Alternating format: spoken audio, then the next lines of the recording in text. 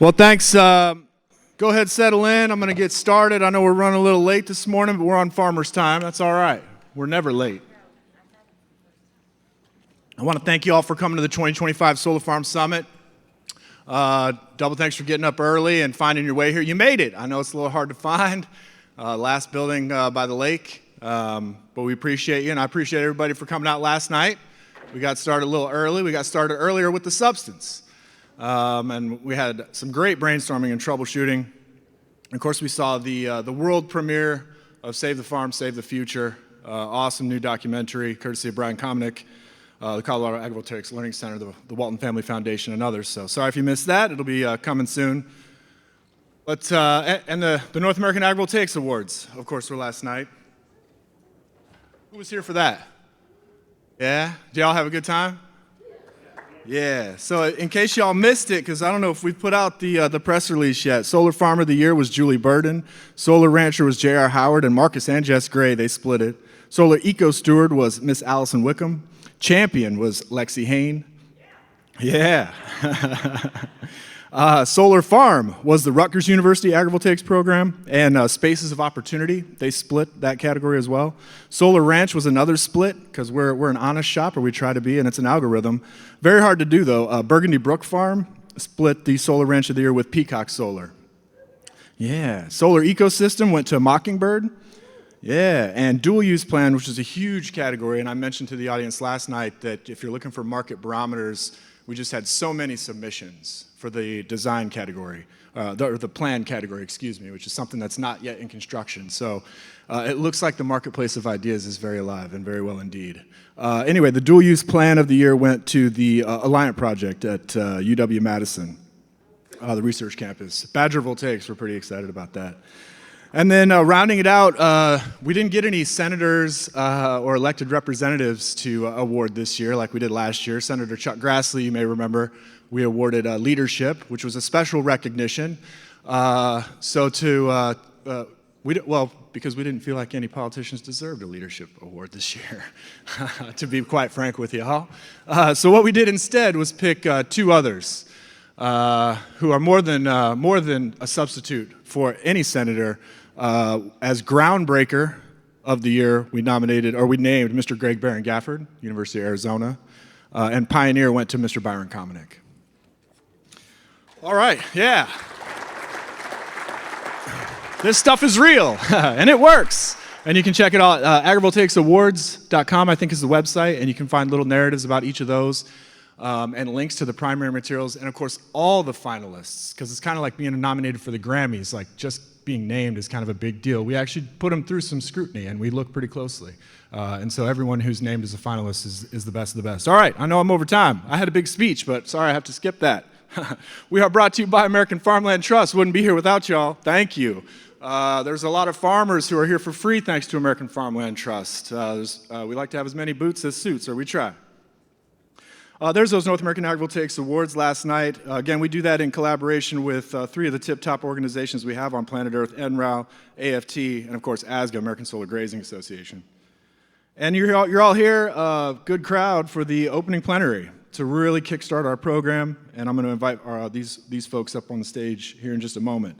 But just a quick shout out to some of our other terawatt sponsors, and we blew up some of these images because these are some of the best of the best. These are cranberries from distributed energy infrastructure. Yes, they can build anything at very high quality, even over cranberry bogs. Pretty impressive stuff. Equally impressive, Solar Geek. Those are vines. Their stuff is lightweight, it tracks, it's smart, and I think the future of solar grapes is very bright indeed. And shout out Nevados, also a terawatt sponsor. And their all-terrain tracker is making new things possible, not just on rolling hills, but for the opportunity to leave soil in place. And our Wi-Fi sponsor, quick shout out. We got a pretty big package of kit, and it's in there. But in case you're still looking for the Wi-Fi password, it is Mammoth Grazing Lands. Pretty big, an awesome project. Dual Use Plan last year, North American Agrivoltaics Awards winner. So thank you, Doral.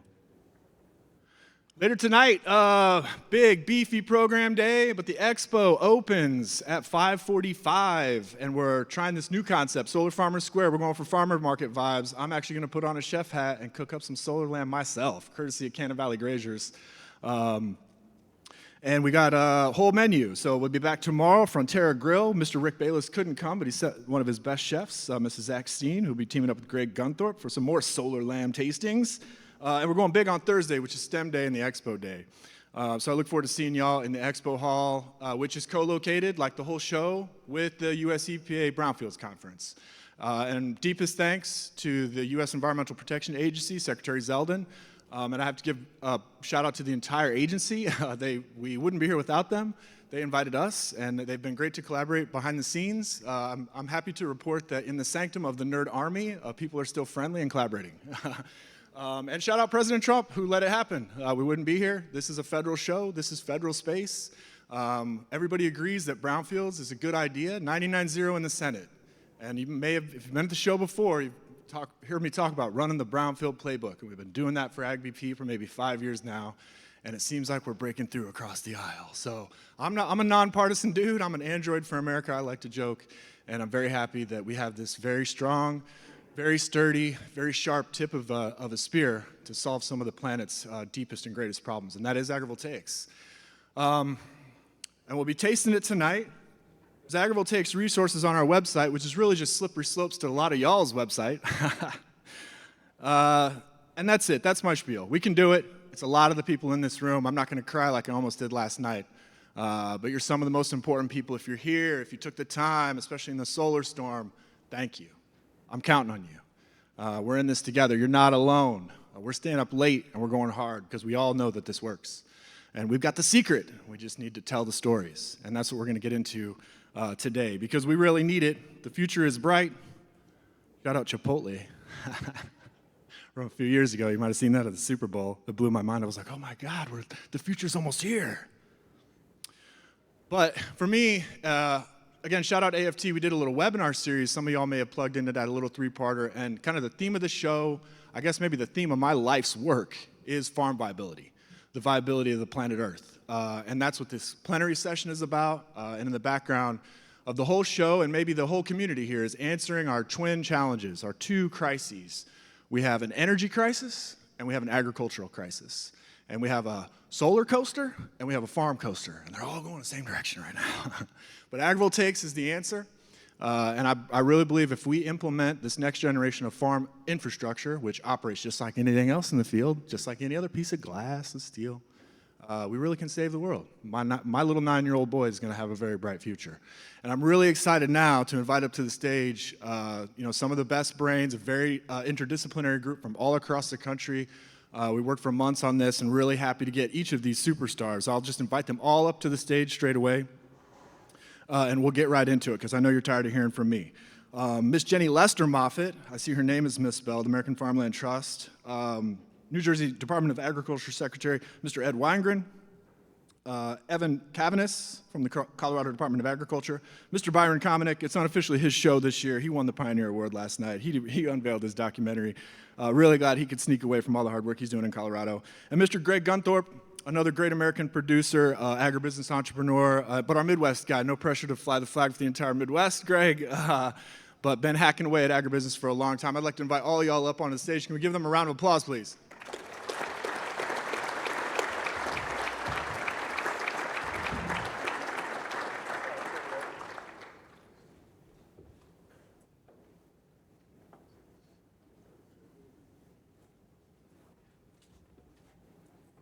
And we had our fancy sheep chairs back this year, but it's a government show, so they didn't arrive on time. Actually, I think they're over there. Y'all can just sit anywhere. Yeah.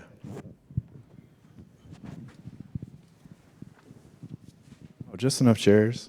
I might come down and sit with y'all. We're working. We're problem solving. While I do that, let's go down the row. Greg, I'll start with you, waterfall style. Instead of me reading bios, we like to rip up the script. And I'd just like to take a couple long beats, introduce yourself, where you're born, if you want to start there. But your journey, into agribusiness and the opportunity that you might see for agrivoltaics. Good morning, everyone. Greg Gunthorp. We have a regenerative farm in northeast Indiana, raise pastured pigs, pastured poultry, grass-fed lamb. We graze about 1,000 ewes on almost 1,000 acres of utility-scale solar. We also have a USDA inspected processing plant on the farm, and we were one of the first in the Midwest involved in the whole farm-to-table movement. Our biggest customer is just north of the river here, downtown, Chef Rick Bayless Frontier Grill. Honored and humbled to be here today to talk to you about what we do at the farm, what we do at the solar site, what we've done in local food. I'm very, very excited about agrivoltaics. I'm an unabashed fan of local food, but I think the opportunities in agrivoltaics are even significantly larger than the farm-to-table movement. It's been a huge, huge opportunity for us. It's a huge cash infusion into local communities, and the ability for us to acquire and have access to more land to grow our pasture-based sheep operation has been huge. So great to be here this morning. Thanks, Greg. That's perfect. Jenny, how about your journey from, I think you grew up on a farm, farm community, but then journey through government. Can you share that with us? Yeah, thank you. And yeah, it's a pleasure to be here and to have this conversation. So thanks for convening this. Jenny Lester Moffitt. I am a fifth-generation California farmer, born and raised on my family's farm in the Central Valley of California, where we grow walnuts. So core to all of the work that I do is really about how do we support farmers and ranchers like my family and so many families across the country, and how do we do that in a way that really uplifts the livelihoods and also of farmers and ranchers, but also the environmental capacity that agriculture has. So conservation work is really core to the work that we've done on our farm and then I've done throughout my career. So after working on my family's farm with my dad for about 10 years, I moved into state government where I championed our climate smart agriculture work in the state of California. And with a whole suite of programs, which of course includes solar, and then moved into USDA and worked as Undersecretary for Marketing and Regulatory Programs at USDA for the past 3.5 years, working on advancing the work that we did in our agenda that we had at USDA, building more new and better markets and market diversification and income streams, which I think is really, really relevant to this conversation here. It's what we just heard about, and I think excited to talk about more. Now I'm at AFT and at American Farmland Trust, back for my second time. It was my first job out of college, and it's really great to be back at American Farmland Trust, where we're working every single day on our threefold mission, which is keeping farmers on the land, protecting agricultural land, conservation, and of course the livelihoods and well-being of farmers and ranchers. So excited for this conversation today and to talk about the work that we at AFT are doing on agrivoltaics. Awesome, thank you. I'm a little biased, they're our title sponsor, but born the same year as me, and I'm happy to be living in the age of AFT. I can't imagine the ancient times of agriculture. Okay, so Indiana, California, and now Colorado. Evan, tell us about you and your work. Yeah, happy to be here. So my name is Evanne Caviness. I'm in my off-farm job. I'm the Division Director for Conservation Services for the Colorado Department of Agriculture. So my division is what houses our agrivoltaics grant making and programming, which is very exciting that the state of Colorado has decided to put their money where their mouth is to say that, hey, agrivoltaics is a viable solution to both meet our state climate goals, as well as to, again, promote farm viability. And on the personal side of things, I run a ranch with my husband in the southwest corner of the state. We raise cattle and hay and direct-to-consumer meats. And I am a first-generation landowner. I grew up in the cattle business, but again, as somebody who didn't inherit land or capital, it is a really hard time to say that I want agriculture to be my career, I want to be a farmer, I want to be a rancher in America right now. And in Colorado in particular, we've got a lot of great things going for us, but we're also winning as losers for farmland loss. And that is a big deal, and a lot of that has to do with It's hard to make a living in farming right now. The pressures of development, pressures of water. If you're from the Southwest or the West, you know what I'm talking about. And I think that there's a really interesting angle with agrivoltaics to potentially help farmers and ranchers have another choice in, if it really seems like those margins are becoming slim, how can we leverage this opportunity and this moment of excitement around solar development to do it in such a way that is to the benefit of agricultural communities and to the benefit of the environment. And we know that there's a way to dovetail these movements in a way that is positive, and I see real potential for next-gen producers like myself on the land access piece. So yeah, I'm very excited to be here today and to talk up all the great work and the challenges that remain in Colorado. Awesome. Thank you. I really appreciate those remarks. Encapsulated so much there. From the dusty dry lands, western state of Colorado to the garden state. Raining too much in New Jersey sometimes. Some of my friends are complaining. Secretary Wengryn, a view from the garden state. Again, thanks for the invitation to be here. I came to agriculture through my family. My father's family were dairy farmers. And my grandparents were immigrants from Ukraine. So off the boat, into the city, health reasons moved them to the country, and farming became the family occupation. I grew up working with my grandmother, and my grandfather had already passed, so strong women are in my life. So that's always a telling feature of how to get things done. And farmers are one of those careers where you get things done. So after having my own business, I had a retail flower shop, worked for Sheraton Corp as a florist, then had my own business, and doing 120 plus weddings a year, I was like, if I have to do one more, kill me now. So I started doing member outreach and education with New Jersey Farm Bureau. And we discussed a little bit yesterday in some of the farming sessions and other group things about the grassroots bottom-up process of good ideas rising to the surface. So over a decade ago, we started talking about solar on farms and working together. New Jersey is the most densely populated state.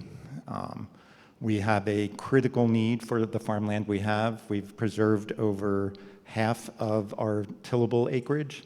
Our goal is to get another 250,000 acres preserved, to have a base of 500,000 acres to keep the industry going. But warehouse development and solar development became pressure points for selling out. And people were throwing big money, and they're still throwing big money after warehouse development. But our goal in preservation and the opportunities is to keep the land in production, and then opportunities economically for farmers to benefit from. And that's when I was like, we don't need to be selling our farms for 800-acre solar arrays or 1,000-acre solar arrays. We can do both, and we can do it right. So started talking my interesting names of groups I met. So the River Group introduced us to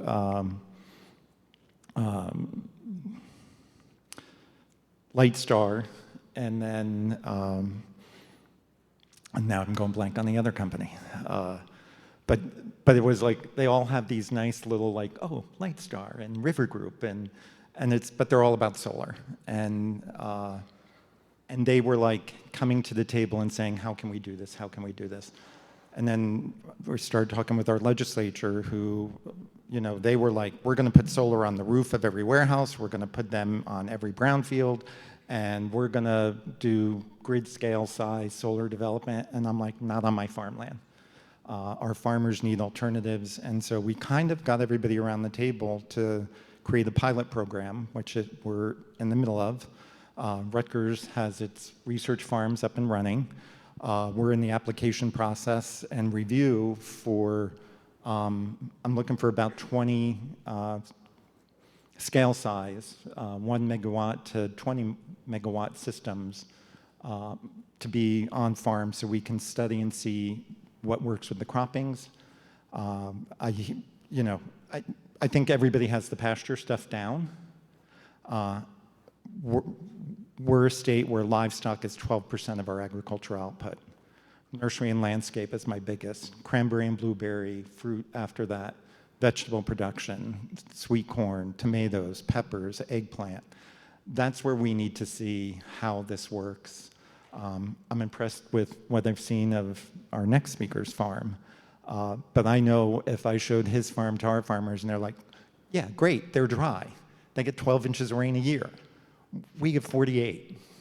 And what does that mean with runoff and storms? And so there are needs to do these regional approaches to it. And so we're excited to be a part of that, to do that information gathering, and to do it on a scale of, you know, we're not looking at research plots, we're looking at actual working farms, and what does that mean? And then from there, the goal is to shape the policies for the incentives and all the other stuff that can make this a permanent program. So excited to be here and to be at this turning point in the industry. Awesome, thank you, and congratulations. We're all rooting for you. It's heartening for me to see the Laboratory of Democracy working. We need it now more than ever. And really good segue to our next speaker, who I think everyone in the audience knows, and I'll credit him with the very existence of the Solar Farm Summit. If I had not seen Byron go in the ground, I mean, I had seen Greg Gafford, I had heard tell of Jordan Macknick, and I had seen Stacy Peterson and the AgriSolar Clearinghouse, but when I saw the real thing go in the ground, and not just a little thing, you know, is it still the largest research garden in the continent? I don't know, it was. In my book, good enough. Anyway, Byron, you've done it. You're on the other side of it, and still passionate, still maybe one of our greatest ambassadors. Give us a view from your perspective, living in the future. Talk about the future? Is that where we're going? Actually, anywhere. Anywhere. Well, one, I'm jealous of 48 inches of rain. Right, Evan? Yeah, that'd be a game changer right there. Byron Kominek, owner and manager of Jack's Solar Garden, director of the Colorado Agrivoltaics Learning Center, where we teach people about agrivoltaics in Colorado, how you can, as we all know, do the two together and then make life a little bit easier for farmers and ranchers that can use the space underneath the solar panels and allow for solar development to occur in our areas. I guess along the lines of my journey, I did not grow up on a farm. I grew up visiting my family's farm. The farm I live on now, my grandfather, Jack, he bought the farm back in 1972. I moved out there in 2016 after I had a life overseas. I think some folks think I'm a farmer. I call myself a farm manager more so. We got 24 acres that I deal with, but I didn't learn how to do all that stuff growing up. I was an engineer and worked overseas in international development from Peace Corps, Doctors Without Borders. I was a diplomat with USAID. It's been in the news, if you haven't heard about that one. Yeah. Work with them on wildlife and forestry conservation in Southern Africa. A lot of what I've thought about over my career is around natural resource management. How can you preserve the resources and enhance the resources that we have while creating livelihoods for people? It's not about full-on extraction. It's about how can we do the two together, and that's how we do development as a society better. One of the things I heard, one of the life lessons I had when I was in the Peace Corps, one of the chiefs in the village that I lived in once was making a speech, and he was talking about how society really only has two things. We have our land and we have our people. If you neglect one or the other, you neglect society in general. You have to be able to educate the people, bring them up. You have to give them jobs and bring them up. But you also have to do the same with your resources, with all the land, with the minerals that you have. Figure out how to do the two together and you have a thriving society. And I see that with agrivoltaics, that we can still use the solar industry to help create an adaptive, more resilient agricultural industry, especially in the western part of the U.S. Where you have 48 inches of rain. I'm looking forward to seeing how that works out on that on the East Coast. I understand the West a little bit better along those lines, but there's opportunity for expanding it, and I think the biggest thing that we all need to work towards is creating more examples For those that have solar assets, allow people out there. Figure out how to work with your insurance companies. Figure out how to work with your O&M teams, the site managers, to just get people out there. So I mean, not just the farmers to be able to come out and use the land, but also the policymakers. We got to have folks coming out and seeing it. If you don't see it, it's hard to fully understand. I can't tell you the number of times I've told people that the stuff does grow in the shade, right? We've all been out in forest, you can see it. But so many people walk out into our land saying, how does stuff grow in the shade? That's not possible. But it's always nice to be able to show people that it can, and always look forward to seeing more examples around our country doing it. Well, bravo, man. Changed my life, and I mean that. Thank you. And probably the course of human history. Is it the most timely? Pool, I don't know, one of them, with climate bearing down on us. All right, we're going to come back down, end of the row, waterfall style. Mr. Gunthorp, maybe dial in on your journey a little bit more, because I understand, I was reading about you long before I met you, sir. You've popped up in all these reports. You like talking to researchers, and you're just, I would call you a serial agribusiness entrepreneur. Can you lean in, though, like, how have you been successful, whereas every year, or certainly every 5 years, I read that USDA census, and we're just...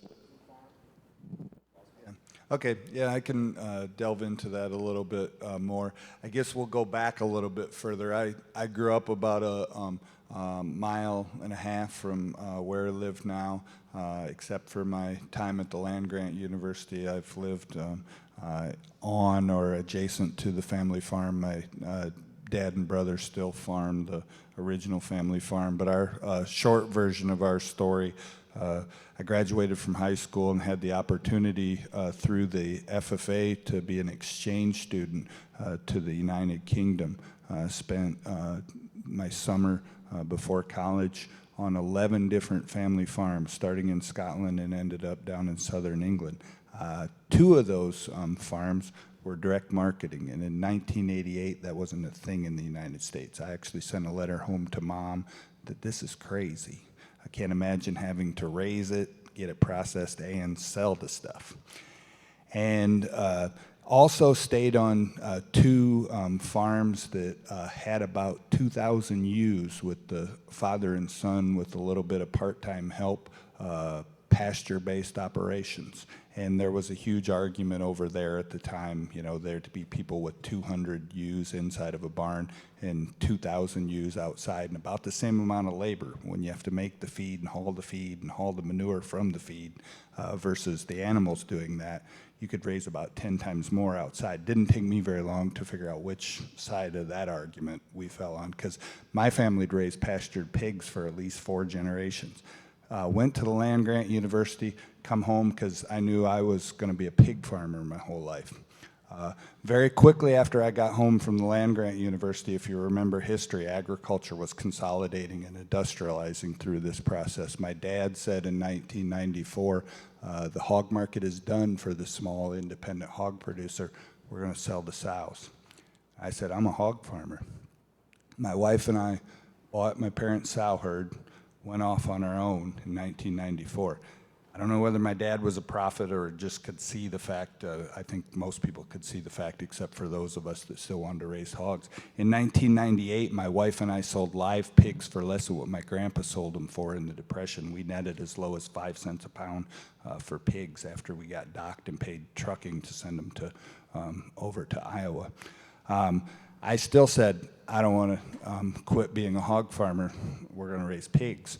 And I remembered back to my trip to Europe. I seen in the newspapers at the time guys like Bill Nyman and John Jameson were just starting to sell to places like Alice Waters at Chaponese, and John Jameson was selling into the Watergate and some places in New York. And I told my wife, this farm-to-table thing is going to happen in the United States. Never going to get as big as what it did and was in Europe. I said it's going to happen in the United States, and we can eke out a living if we can connect with chefs in the big city. 2 people on the planet, my wife and my sister, were the only ones that thought I wasn't absolutely batshit crazy, but we did it anyways. We built a processing plant on the farm, and it gained traction. If we'd have filled out the paperwork in 2011, we'd have made the Inc. 5000 list, somewhere in that 1,700 fastest growing independent companies in the country. We were doubling every year. Farm to table was huge. That momentum is kind of largely gone as the big guys figured out that, hey, there's something here, and they've kind of co-opted the movement largely. But it's been an amazing journey. We have product at Disney. We have product at Caesar's Palace when you guys are flying home through O'Hare. Gate B10 or K5, our smoked garlic chipotle loin, our chorizo, our carnitas is at Rick Bayless's place out there. We built a farm-to-table brand. We built a processing plant on the farm, and while the overwhelming majority of independent family hog farms disappeared, we took that, when life gives you lemons, we made lemonade out of it. And I think the interesting thing about this story is I see so many similarities to where agrivoltaics is now to where the farm-to-table movement was in the late 90s and early 2000s. And I think people were ready for a magic carpet ride. I did it once before, and we're all going on it again, so thanks. Where can I get one of those carpets? Sign me up. They're selling tickets everywhere. People. At the Solar Farm Summit tonight, 5:45, when the expo opens. There will be magic carpets. There will be Solar Lamb, and there will be Greg's Solar Lamb tomorrow during the lunch break. Frontera Grill. They're coming in hot. So get it if you can. But they really restrict us at this government show. I'm not kidding. I mean, I had to sign my life away, 2-ounce portions and all kinds of things. But it's going to be tasty. Jenny, save me. Same kind of question. The marriage or the mash of farm viability in this modern moment. But you're thinking a little bit more strategically now at AFT, but through the course of your work. How do you see this nexus of crisis and opportunity? Yeah, absolutely. Well, I'll say that I think you have a lot more people with you than your mom and your sister nowadays, but and that's a good thing. That is a really good thing.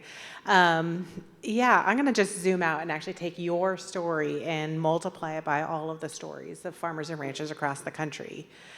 When I was at USDA, the census data came out, and census data showed that since 1981, since almost the founding of American Farmland Trust, we have lost over 559,000 farmers and ranchers, mostly small, mid-sized farmers and ranchers. So many people in your community, people in my own community, probably people in communities across, across this room, but definitely across the stage. So in addition to losing 559,000 farmers and ranchers over the course of the past 4+ decades, it's not getting better right now. The realities are pretty real right now in agriculture. I know it personally on my own family's farm. We're in the process, unfortunately, of losing our farm. We're going to add to that statistics pretty soon, unfortunately.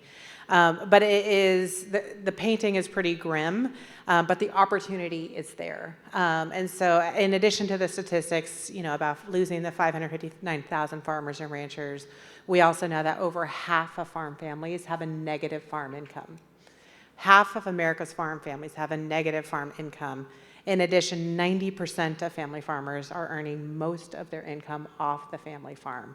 So these paint an economic story that really, I think, justifies where you were back in 1988, 1994, and we're at this incredibly, we've been at a pivotal moment, and we have now the energy, I think, at this pivotal moment to really think big and differently about how we approach farming and ranching in the United States. It is not just about the food that we're producing and where different markets are, the commodity markets, but it's really about how do we add more value, doing farm to table, doing farm to school, building out and expanding market opportunities so the producers can see multiple places to bring their product to market, but then also that family farmers can see multiple different revenue streams. And that is where we have been at American Farmland Trust, and where we were working at USDA as well, is how do we bring in and add monetize for farmers and ranchers the incredible things that they're doing every day, whether that is their conservation practices, whether that is on-farm renewable energy. We were doing that on our farm with walnut shell, gasifying it and turning it into electricity on our farm. But solar, of course, in this conversation here is, I think, really critical. How do we bring in more revenue streams and diverse revenue streams into farms and ranches so that they see a viable opportunity and a business proposition on their farm? And so that's what we at IFT have been working on since our founding. We started, of course, with land conservation, making sure that there are opportunities with easements and other conservation practices for farmers and ranchers to be able to stay on the land. But then we know that in order to stay on the land, you not only need to have those conservation tools and to be able to invest in conservation practices like soil health practices, but also to be able to have a viable income opportunity. And so that's really where our ag viability work has stemmed from. We've been, especially this year, now that I'm on board, we've been really working on a Thriving Farms and Ranches initiative at American Farmland Trust, looking to the future, looking at this pivotal moment and saying, hey, we see a vision for a thriving farm and ranch. And it includes things like diverse market opportunities like you've been doing, and it includes things like agrivoltaics and bringing different revenue streams and bringing down the costs, whether you're doing, depending on what your system looks like, whether bringing down your costs, but also then bringing in new revenue streams through that. But it really does take research. It takes a combination of direct partnerships and trust with producers, having those conversations about what are their interests on their land, what are their concerns about doing solar on their operation, how do we really partner in a true, genuine way, listening to farmers and ranchers about their concerns and making sure that we're implementing it in that way. So starting with those direct conversations with farmers and ranchers about what their goals are and how do we jive those goals together. Making sure that we have harmonized language, that when we're talking about solar and when we're talking about smart solar and agrivoltaics, we know what we're talking about. And that includes a lot of the work that we at AFT have been doing on defining what agrivoltaics is across the country in different legislatures. But then also the research component that Secretary Wengryn talked about as well. Really critical to be able to start to advance, what does this look like in different cropping systems and in different rainfall systems. I think we might be somewhere in California between, Colorado and New Jersey and rainfall. It varies across the state, but water is absolutely critical. In California, we're looking at taking some ag land out of production because we don't have access to water. What does that ag land look like? What is the opportunity to keep it in farming in a different way without water? Thank you. I really appreciate all those remarks. And I'll just jump in quickly. We do the Virginia Solar Summit as well and have for many years, and we have too much rain down there. And we've had some big washouts and erosion control failures, and it's caused a lot of problems. The word gets out. People don't like seeing that. And now last year, in 2024, for the first time, we had more C&I projects rejected or withdrawn than were approved. So Shaquille O'Neal's shooting better free throws back in the day than we can get solar projects approved in Virginia, and it's because we've made some mistakes. We've gone a little too fast, and now agrivoltaics isn't good enough. I've seen more than a dozen solar grazing projects not get their local permits because they just don't think it's good enough. Somebody went down in Virginia, I think it was 5 or 6 years ago, promised agrivoltaics, said you can bring your sheep right back out. They got site control. He didn't have good legal representation. They stripped that site. They took the soil. And we've been fighting that battle ever since. So one bad apple's already ruined the bunch in Virginia. We're dealing with it today. And I wish I could stand up here and just say, agrivoltaics is the easy answer. We're all just going to flip a switch. No, this has got to be as real as farming can be.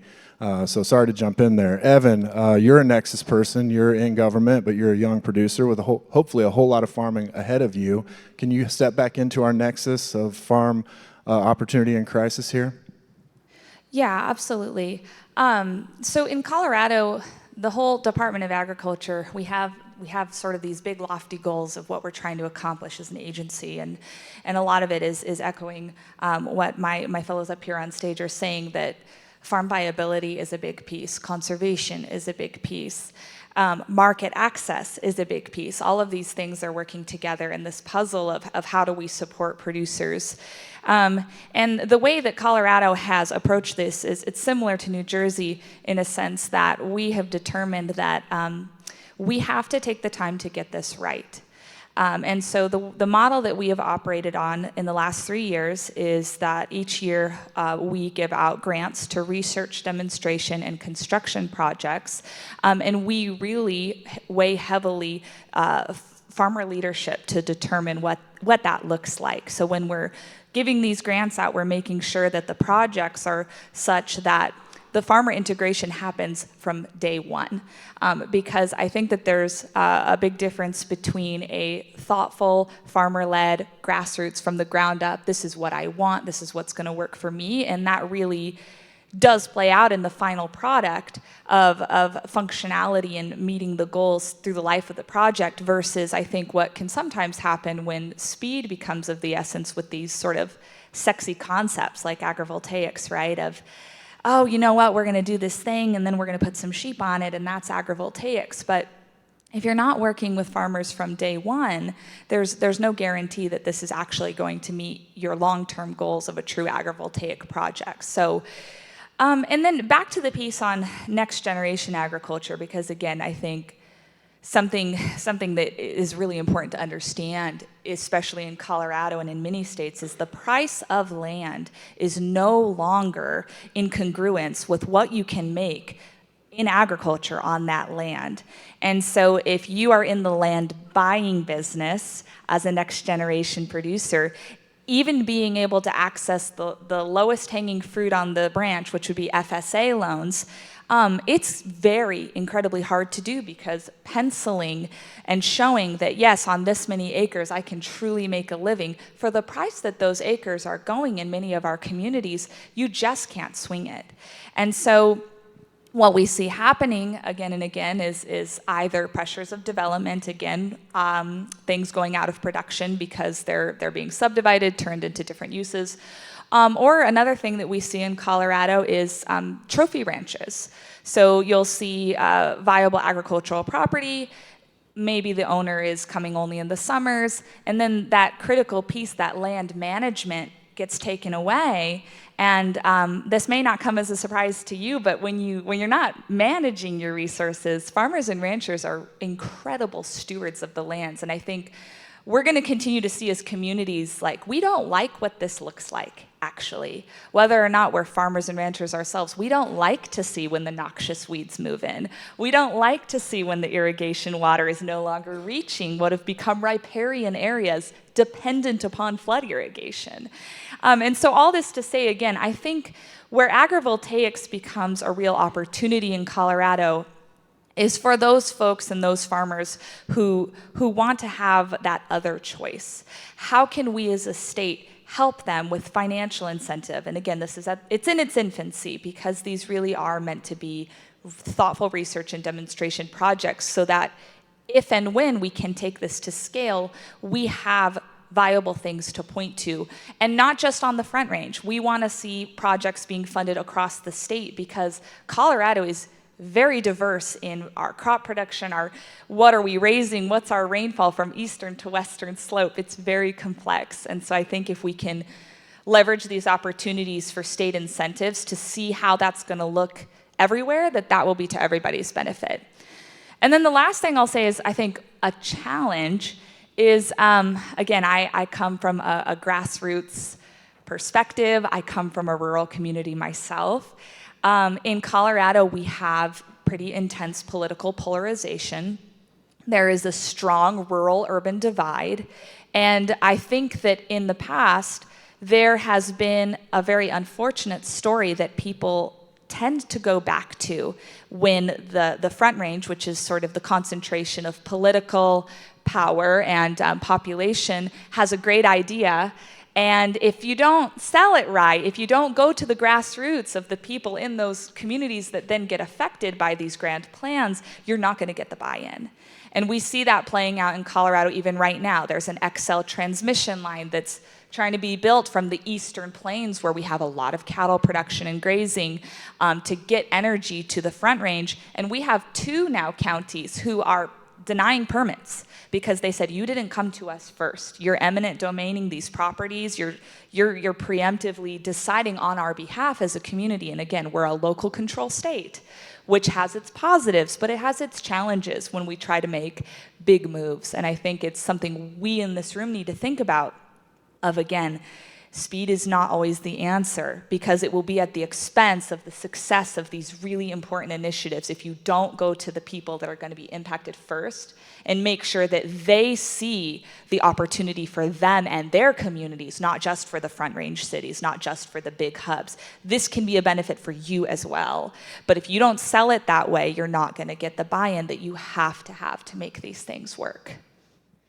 Thank you. And from one state champion to another, Mr. Secretary, just thank you first on behalf of a grateful nation and planet for being that internal champion that we need at a state agency. How does the state of Virginia, or state of New Jersey, excuse me, still have Virginia on my mind, Old Dominion, I love you. How does the Garden State see this moment of crisis and opportunity in our farm communities? So New Jersey's unique in that we've been farming for over 250 years as we celebrate our nation's birthday coming up. We sit between New York and Philadelphia, 2 of the largest populations. We're a state of 9.5 million people. Manhattan alone is 8.5. Just the island of Manhattan, forget the other 4 boroughs. And again, city of Philadelphia, 5th largest in the, so we sit in this population center, and yet we have very diverse agriculture. Southern part of our state is wholesale production, major fruits and vegetables, and then our central and northern part of our state is a lot of direct marketing. And I looked at this when we were going through this, is to me the win-win was people come to our local farms, to our farm markets to get their food. And I saw the connection with community solar and our farms as one of those funding ways to, not only do I get my food here, I get my energy here. And who does not love that? And that's sort of how we've been talking through this. But in South Jersey, where the land is flat and the temperature's a little more warmer, the soils are great for wholesale fruit and vegetable production. Our outstanding young farmer last year, first generation farmer, 15 years ago said, Dad, I want to leave construction and I want to be a farmer, and started buying farmland. He now has 4,000 acres in fruit, vegetable, and grain production, rotating through what he moves his crops through. So we have farms of that scale. And then our interesting ag statistics through the last 2 USDA surveys was the size of our farms went down. We went from 75 acres as the average size of a farm to 70. But our number of farms increased. More smaller farms getting into agriculture. And we had a farm number growth the last 2 cycles. It's leveled off again. But people want to farm in the Garden State. It's a unique sort of challenge. We talk about the off-farm income. You know, if you can generate additional income for a farm through agrivoltaics, that's going to be something where a husband or a wife doesn't need to leave the farm for another job. They can actually work together and grow their business and focus on their business. So that's the clear economic opportunity we see.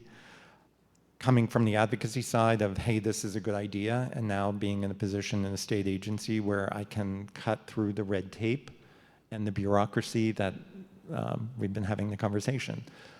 We're ready to pull the trigger. We got the legislation passed, we've got the programs and the applications have been out there. It's time to just make the decision to approve some projects and get the ground going. to see how this is all going to work. And that's sort of my job right now, is to the role of agriculture and the department in this is to review the projects to make sure they're agriculture, that they're not just, pretending to be, that there's going to be economic viable agricultural operations happening in and around these solar arrays. The part of that I'm excited in the pilot program and the role that Rutgers has, it's not just evaluating the crop production side, they're looking at the mechanical side of what do the arrays do, how do they look, are they pivots, are they following the sun, what are the economic decisions that went into the type of system that was built, and does that pan out for the installer but also the farmer working under it. We have the challenges of other states. One of our more critical ones is about half of our ag lands are owned by non-working farmers. They're investment bankers from Wall Street that wanted to live in the country, but they all have close relationships with their farmers. So we want to make sure that those people who might want to look at this as an economic opportunity, that the farmer who's farming that land for them is going to receive those benefits. So we really went through carefully on how this program is going to work. So we're excited to see that roll out. It is just to keep talking about it, to keep promoting it, and to make sure agriculture wins in the end, that our farmers win in the end, and that the consumer gets the benefit of a clean, renewable source of energy. So those are how I see the program playing out, and the challenges, land use, pressure, economics. I think those are the stuff we have to walk through on the research side, because you can't, this is a change in the land, but it's a change that can be mutually beneficial, and it needs to be done right. Absolutely. So underscore those comments. I think agrivoltaics can be the answer, not the easy answer, but agrivoltaics needs to be inoculated against farm washing, certainly. I think that we're probably maybe already behind the pace, but thanks to the great state of New Jersey, AFT and others, we're putting four corners around these concepts and these definitions, and hopefully that can be the antidote to farm washing. Really happy to bookend the conversation with two real farmers out there right now doing it. Byron, bring us home. We'll give you the last word. Go big for us. Carte blanche, blank slate. Dangerous thing with this man. I guess there's been a little bit of conversation around potential bad actors that are talking about agrivoltaics and then doing it in a way that communities may not be interested in. The Colorado Agrivoltaics Learning Center just the other month put out some land use code guidance. I think I only saw about 20 of you in our conversation yesterday, but we have land use code guidance that we just published. It's available. It's focused on Colorado, where we look at accessibility within a solar array, where you have to think about how do vehicles move, how do people move, how do animals move within the system, how do you remove obstructions from them. It could be about panel height, it could be about where you put the inverter, it could be about the drive line that you have within the system. To safety, wire management is so important in these solar arrays, and if you don't have good regulations at the local level that are watching permitting these projects, you can have wires that are strung all about the place. I've had friends that are shepherds that have run sheep in solar arrays where their sheep got tangled up in wires and suffocated. And that's not the kind of thing that we need. Just having good wire management practice up front, keeping the wires high and tight, flush up against steel I-beams, up against whatever infrastructure you have in there, that's really important. And lastly, it's about the long-term, the longevity of agricultural practices within an area. Dan was talking about a site that they removed all the topsoil on it. We hear a number of times that people have to grade sites, and if you have to grade a site, maybe it's the wrong site. Maybe there's other areas that are already flat that you can utilize to put in a solar array in a place. By grading the land, you compact it for a really long time and makes it hard, especially out west. If we had 48 inches of rain, maybe things turn around a little bit faster. But out in the west, it takes us so long for land to come back around. I think when I was first building Jack's Solar Garden, we put in a pollinator habitat around the outside of it. It's a massive vegetative screening, and you can easily still see the solar array from the road. But there's over 3,000 perennials around the outside of it. When we were putting that in, we had folks telling us, you know, you let the pollinator habitat grow for a while, all the weeds will be outcompeted, no problem. Bullshit.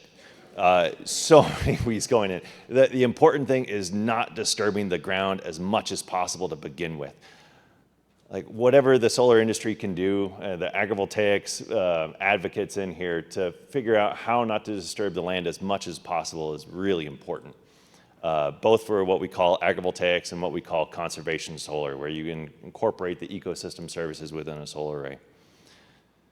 We have that land use code guidance out there. It's specific towards Colorado. Other counties across the country are able to take a look at it, learn from it, see what's possible, adapt it to what works for your communities. And let's bring up that bar of what agrivoltaics is in our community so that we don't have commissioners in different places that are saying, oh, well, we've seen it before and it was done poorly. Let's raise that bar. We can all do a little bit better on this, and that's what we need to showcase to our communities. Thank you. I think we're seeing that the investment is worth it. The pennies will be worth the pounds, especially where the price of electricity is going, especially where the temperature of the earth is going. The degree of difficulty is getting harder in farm communities. I've been hearing about it all my life, ever since my grandpa was taking me to the L&M Cafe in Hoopeston, Illinois, the sweet corn capital of the world, and still is. Shout out corn jerkers. Well, thank you, Byron.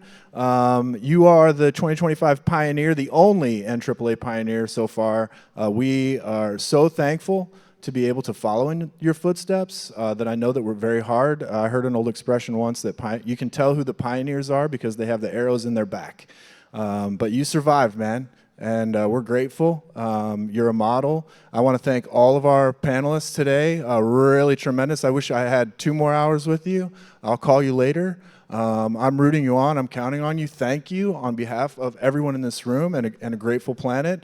Can we give this incredible group a round of applause?